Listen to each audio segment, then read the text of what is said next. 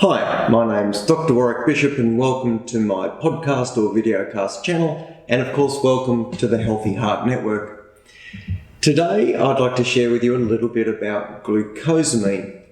You may have heard of glucosamine, you may actually take it. Glucosamine has often been recommended for patients with arthritic problems to help with cartilage, to help with joints, to really provide some support for people with arthritis and painful joints.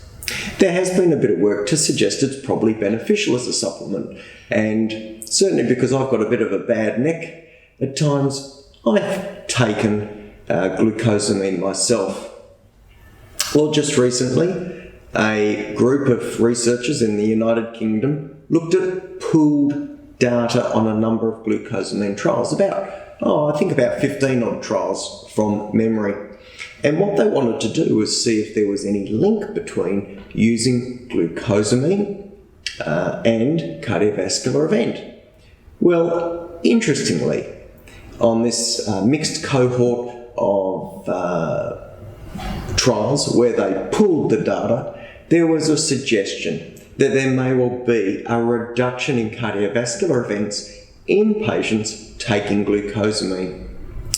Well, you'd have to sort of think, is that true? Is it real? Why would it happen? So here's the thoughts.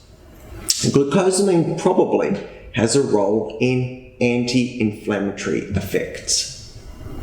Well, we know that there's some inflammation within the process of plaque formation.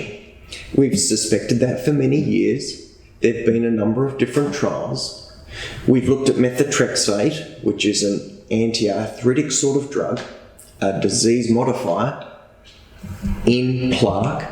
Didn't really have much of an effect, but in the last year or so, a large trial called the CANTOS trial, which looked at a very specific inflammatory modulator using a special agent called canakinumab, which was directed at one of the inflammatory agents, demonstrated significant reduction in cardiovascular events in the group taking the anti-inflammatory agent. This was really the first major trial that confirmed for us, with outcome data demonstrating a benefit, that inflammation clearly has a role in plaque formation and in coronary events. So I think we all accept that the premise that inflammation is important is there. There's more ongoing trials right at the moment, and there are agents such as colchicine being considered. Colchicine is often used for gout. We've used it for years for gout, for gouty tophi. Painful, swollen, crystal gout. The hope with colchicine is that it treats crystal cholesterol and reduces inflammation in the same way. We're waiting on that data to come through. Well, back to glucosamine. Although this data is tantalising and interesting, it's really only speculative at this stage. There's certainly a suggestion it may be beneficial. There's certainly theoretical reasons why it may be beneficial, but at this stage I don't think we can advocate that glucosamine is a standard therapeutic intervention for people at increased risk of heart attack or coronary disease.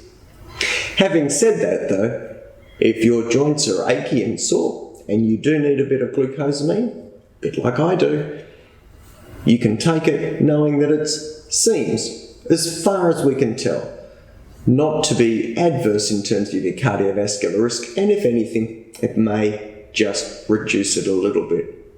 So there's glucosamine. You take a couple for your hips, your knees, or your neck, and you may be doing your heart just a little bit of good. That's it. It was a short one. I hope you enjoyed it. As always, if you've got any queries or questions, please let us know. And if you've got any ideas for a topic you'd like covered in this series, please also let us know.